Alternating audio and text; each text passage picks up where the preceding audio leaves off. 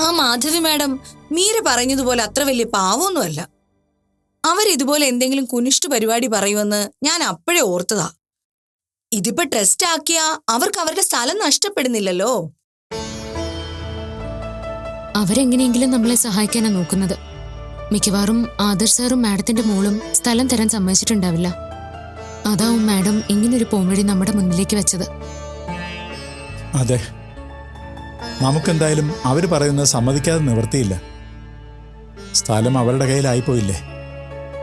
വിഗ്രഹം തിരിച്ചു കിട്ടാൻ നമ്മൾ കോംപ്രമൈസിന് തയ്യാറായേ പറ്റൂ. ആ, ഒരു കണക്കിന് നമുക്കും ഇത് ലാഭമാ. ട്രസ്റ്റ് ആക്കുമ്പോ സ്ഥലം ട്രസ്റ്റിന്റെ പേരിലാണല്ലോ ആവുന്നത്. കയ്യിന്ന് നമ്മൾ കാശ് കൊടുത്ത് വാങ്ങേണ്ട ആവശ്യം വരുന്നില്ലല്ലോ. ക്യാഷ് കൊടുക്കാൻ നമ്മൾ തയ്യാറാ. പക്ഷെ ആ സ്ഥലം വിട്ടുതരാൻ അവർക്ക് സമ്മതമില്ല. അതാണ് പ്രശ്നം. അവർ കച്ചവടക്കാരല്ലേ. അവരുടെ കയ്യിൽ നിന്ന് എന്തെങ്കിലും വാങ്ങിച്ചെടുക്കാൻ നമ്മളെ കൊണ്ടൊന്നും പറ്റില്ല. അത് അവര് തന്നെ വിചാരിച്ചാലേ നടക്കൂ. വിഗ്രഹം നമുക്ക് തിരിച്ചു കിട്ടണം. മുത്തശ്ശി അത് തന്നെയാ പറയുന്നേ. അതിപ്പോ ട്രസ്റ്റ് ആക്കിയാലും കുഴപ്പമൊന്നുമില്ല. ഭഗവാൻ എല്ലാവർക്കും ഒരുപോലുള്ള ആളല്ലേ. നമ്മുടേത് മാത്രമാക്കി വെക്കണമെന്ന് നമ്മൾ വാശി പിടിക്കുന്നതിൽ അർത്ഥമൊന്നുമില്ലല്ലോ. പറയുമ്പോ നമുക്ക് അങ്ങനെയൊക്കെ പറയാം. പക്ഷേ ഇതൊരു കുടുംബക്ഷേത്ര, ചെമ്പകശ്ശേരി തറവാടിന്റെ ക്ഷേത്രം. അവിടുത്തെ വലിയ കാരണവന്മാരാണ് ആ ക്ഷേത്രം അവിടെ ആദ്യം ഉണ്ടാക്കി പ്രതിഷ്ഠ നടത്തിയതെന്നാ എന്റെ അറിവ്. അത് ശരിയാണ്. ഈ പറഞ്ഞ ക്ഷേത്രവും പ്രതിഷ്ഠയൊക്കെ 4-5 തലമുറയ്ക്ക് മുമ്പേ ഉണ്ടാക്കിയതാണ്. അതെ, അന്ന് അവിടുത്തെ ആ കാരണവന്മാർക്കുണ്ടായിരുന്ന അതേ ശക്തി വിഗ്രഹത്തിനും ഉണ്ടാവും. അങ്ങനെയാ ഞാൻ പറഞ്ഞു കേട്ടിരിക്കുന്നത്. ആ ശക്തി സംരക്ഷിക്കുന്നത് ആ കാരണവരുടെ പരമ്പരകളെയാണ്. അതുകൊണ്ടായിരിക്കാം ചെമ്പകശ്ശേരി തറവാട് ഇല്ലാതെയായിട്ടും ആ സ്ഥലത്ത് ഇന്നും മറ്റാർക്കും ഒന്നും ചെയ്യാൻ പറ്റാതെ വെറുതെ കാട് പിടിച്ചു കിടക്കുന്നത്. അത് സത്യമാണെങ്കില് ഇത് ട്രസ്റ്റ് ആക്കി കൈവശം വെച്ചതുകൊണ്ട് ദേവാ ബിൽഡേഴ്സുകാർക്ക് ഒരു പ്രയോജനം ഉണ്ടാവാൻ പോകുന്നില്ല. അവർക്ക് പ്രയോജനം ഉണ്ടാവാൻ വേണ്ടിയൊന്നും അല്ല. അവർക്ക് ആ സ്ഥലത്തിന്റെ ഉടമസ്ഥാവകാശം പൂർണ്ണമായിട്ടും നഷ്ടപ്പെടാതിരിക്കാനാവും അവരിങ്ങനൊരു തീരുമാനം പറഞ്ഞത്. ഈ തീരുമാനം കൊണ്ട് അവർക്ക് ഒരു പ്രയോജനം ഇല്ലെന്ന് അവരെ പറഞ്ഞു ബോധ്യപ്പെടുത്തിയ ചിലപ്പോ അവര് സ്ഥലം നമുക്കായിട്ട് വിട്ടു തന്നേനെ. നമുക്ക് വിഗ്രഹം തിരിച്ചു കിട്ടിയ പോരെ ബീനാമേ. നമ്മളെന്തിനാ സ്ഥലം വേണോന്ന് വാശി പിടിക്കുന്നേ? ഇതിലങ്ങനെ വാശിയുടെ കാര്യമൊന്നുമില്ല മീരെ.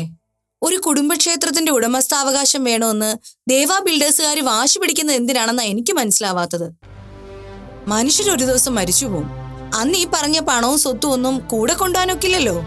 പിന്നെ എന്തിനാ ഇതെല്ലാം കെട്ടിപ്പിടിച്ചോണ്ടിരിക്കുന്നത്? ഉള്ളവർക്ക് എത്ര കിട്ടിയാലും മതിയാവില്ല. പിന്നെയും പിന്നെയും വേണോന്ന് ആർത്തിയാ. അവരുടെ സ്ഥലം, അവരുടെ തീരുമാനം. നമ്മൾ ആവശ്യക്കാരാ. നമ്മളോട് അവർക്ക് വേണമെങ്കിൽ സ്ഥലം തരാൻ പറ്റില്ലെന്ന് പറയാം. അതവർ പറഞ്ഞില്ലല്ലോ. നമുക്കവിടെ ക്ഷേത്രം പുതുക്കി പണിയാനും പ്രതിഷ്ഠ നടത്താനുള്ള അവസരം അവരുണ്ടാക്കി തരികയല്ലേ ചെയ്യുന്നത്. അതവരുടെ നല്ല മനസ്സാണെന്ന് കരുതി അംഗീകരിക്കുക. അല്ലാതെ നമ്മൾ അവരെ വിമർശിച്ചുകൊണ്ടിരുന്നിട്ട് അവർക്കും പ്രയോജനമില്ല, നമുക്കും പ്രയോജനമില്ല. ഹരിയേട്ടൻ പറഞ്ഞത് ശരിയാ. ഞാൻ ഇവിടെ ഇരുന്നു കൊണ്ട് ഇതൊക്കെ പറഞ്ഞുകൊണ്ട് ആർക്കും ഒരു പ്രയോജനവും ഇല്ല. പക്ഷേ കണ്ണി കാണുന്നത് പറയാതിരിക്കാൻ മനസ്സും വരുന്നില്ല. ചെമ്പകശ്ശേരിക്കാരുടെ കുടുംബക്ഷേത്രമാണ്.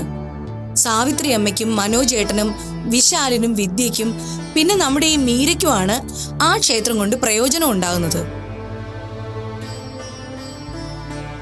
അതൊന്നും മനസ്സിലാക്കാൻ അവർക്കൊന്നും ബുദ്ധിയില്ലാതെ പോയല്ലോ.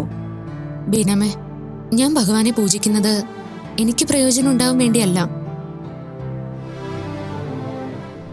എന്റെ മനസ്സ് നിറയുന്നതും എനിക്ക് ശരിക്കും സന്തോഷം സമാധാനവും ഉണ്ടാവുന്നതും ഭഗവാന്റെ മുമ്പിൽ നിൽക്കുമ്പോഴാ. അതല്ലാതെ ഒരു ലാഭവും ഞാൻ പ്രതീക്ഷിക്കുന്നില്ല. ഭഗവാനോടുള്ള ഇഷ്ടവും സ്നേഹവുമാണ് എനിക്ക് വലുത്. അത് ഞാൻ കുട്ടിക്കാലം മുതല് ആ വിഗ്രഹം വെച്ച് പ്രാർത്ഥിച്ച് ശീലിച്ചതുകൊണ്ട് എനിക്കത് മാറ്റാൻ പറ്റുന്നില്ല. അത്രയ്ക്ക് ഞാൻ ആ വിഗ്രഹമായിട്ട് അടുത്തുപോയി. അതാരെക്കാളും നന്നായിട്ട് ഭഗവാൻ അറിയാം. പിന്നെ എന്നെ മനസ്സിലാക്കുന്ന എൻ്റെ അച്ഛനും അറിയാം. അതുകൊണ്ടാ എനിക്ക് ആ വിഗ്രഹം നേടിത്തരാൻ ഊണും ഉറക്കവും ഒക്കെ ഉപേക്ഷിച്ച് അച്ഛൻ എൻ്റെ കൂടെ നിൽക്കുന്നത്. അല്ലേ അച്ഛാ?